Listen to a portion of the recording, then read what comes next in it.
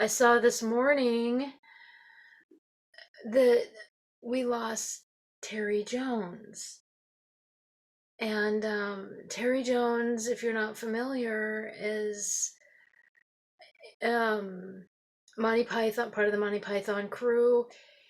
He, in Flying Circus, he played a number of characters, but the most iconic is the Spam Lady. In Monty Python and the Holy Grail, people know, a lot of people connect him with Sir Bedivere, but I know him as Prince Herbert. I love Prince Herbert. And Life of Brian, he's Brian's mom and everything. It's just very sad, And the thing is that a lot of his stuff away from, I mean, super talented in the Monty Python because he also directed and he wrote. One of the things that because I watched a bunch of stuff on him and everything, what the people were saying, and oh, it was so heart wrenching. They were interviewing Michael Palin, and Michael Palin just broke down. It shows how much, the relationship that they had, and so it, yeah, for him to break down like that, it was just, and so I'm just super sad. But what I was saying was one of the things that they were talking about, like with Life of Brian, he was directing Life of Brian, and Michael Palin was remembering where if you're familiar with Life of Brian, Terry Jones played the old man, and in like this hole, and who didn't talk for several years. I don't remember how many years, almost 20 years, something like that. And and basically he was naked, but he had a convenient uh, beard that covered. And Michael Palin was talking about how he was trying to give direction and everything, and with the camera crew and everything. This yeah, this nude guy with a long beard that covered just enough, and that had to be a sight to see. But those of you that are Labyrinth fans as much as I am, he wrote the screenplay for Labyrinth. However, several interviews when he's asked about it, he has said that Terry Jones has said that what he wrote is not what we see. I'm wondering if there is like a book or something that shows like an excerpt or something of what he wrote, and or if there's a book of his script and everything. So I'm very curious what his version was, and I would very much love to read that. And so yes, he did. Um, and when I was looking up stuff and watching stuff of Terry Jones, because I'm a fan of Terry Jones and of the Monty Python and everything, he was in. It turns out he was in uh, Great Muppet Caper, so that was not the only time that he worked uh, with Jim Henson, but he was uncredited, and it said that he was a hostess, and it makes me wonder if he if Jim Henson kind of if Jim Henson asked him to put on the women attire or the woman's attire, or if Terry Jones was like, "Oh, I'll so do it,"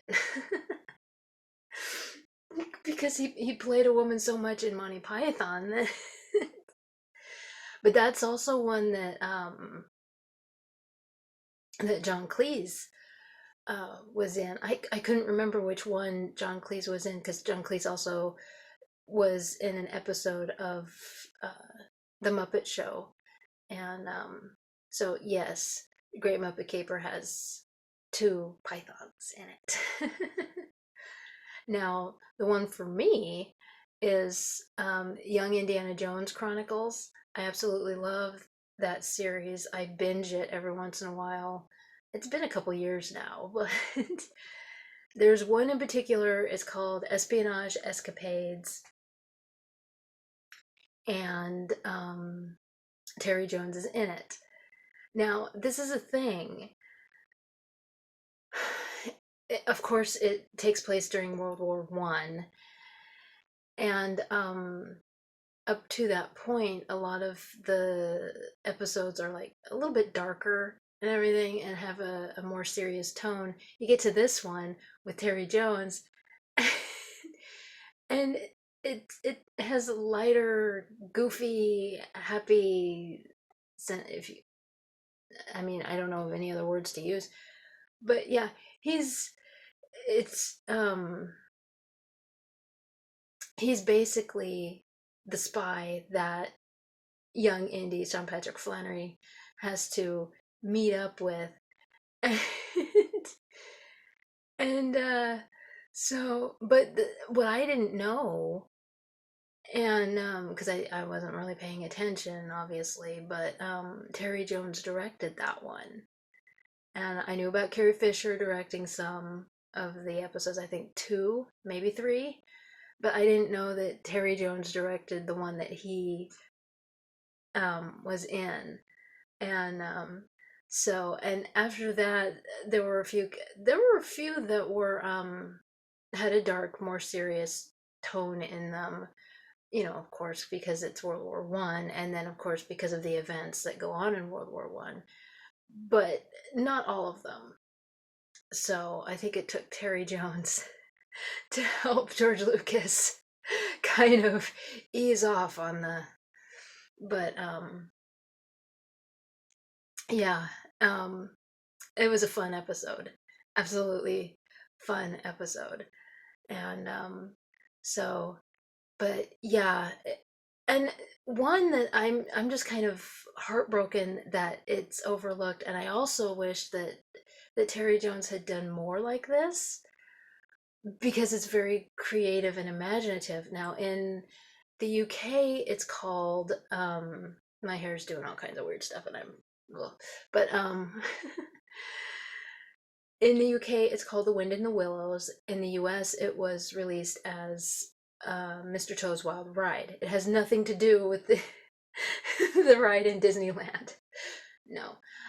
And it was released under like the Walt Disney Studio Pictures or something like that. So it would get a little confusing, but no, it has nothing to do with the ride. It's just Terry Jones's take on Kenneth Graham's story.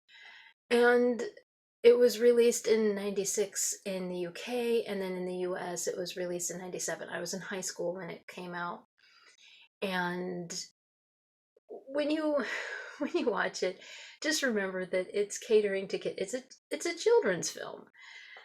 And what caught me and about it is, you see these bright colors, the bright plaids, the bright checkered colors, and the stripes, and all of that, and the people with the, they had like the goggles. I loved the goggles, and then of course, it wasn't so much steampunk, but there were steampunk elements, and then of course you had the people with the exaggerated hair, kind of like a Harold Lloyd look. It reminded me of some of the Disney TV movies that they put out. Shelley Duvall, bless her heart, she tried it so much to cater to kids.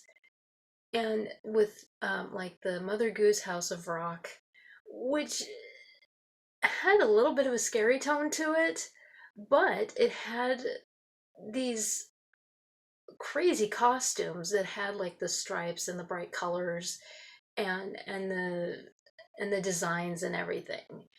And when I watched Terry Jones, who wrote and directed this, The Wind in the Willows, it reminded me of those. She wasn't the only one that did this, by the way. Shelley Duvall was not the only one. There were quite a few that were released, and not just by Disney, but yeah, it just it took me back to when I was a little kid and watching um,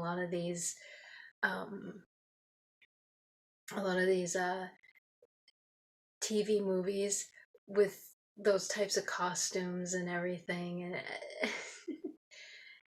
and kids are drawn to that kind of stuff and they laugh at it, but it draws them into the story. And so, but, and I wish that he had done more with it. It also had Michael Palin and John Cleese, and then of course Terry Jones acted in it. And I do wish that this hadn't been an overlooked movie because it was so imaginative.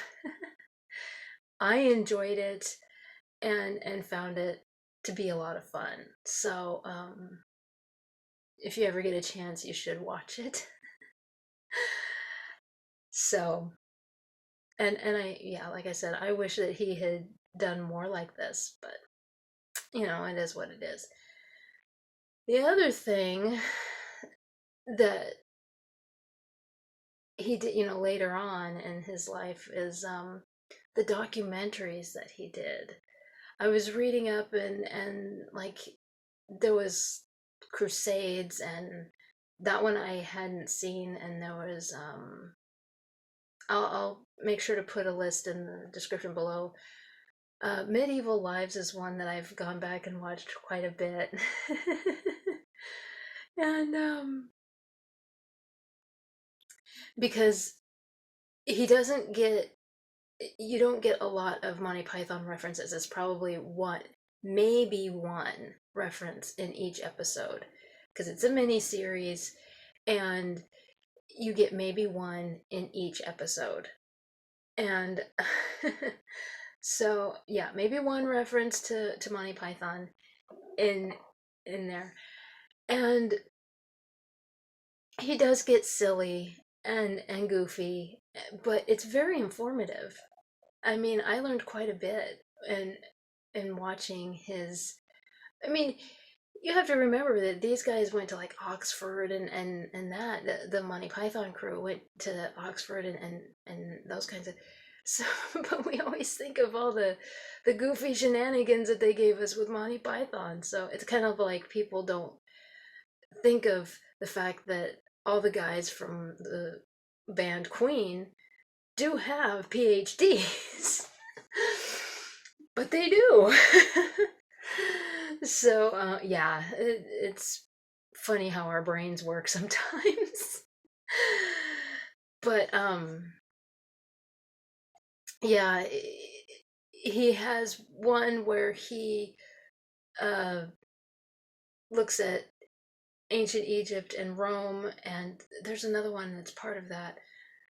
And when he's at ancient Egypt, he talks with, oh, what is her name?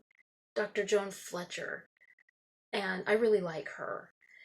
And they they work so well together. But the great thing about um his documentaries, see, I am so sick of these documentaries that depend so much on the dramatizations. I don't want to watch a mini movie, the reenactments and all of that. I don't care. Just tell me the history of it. Show me the artifacts. Show me this. Show me that. Tell me.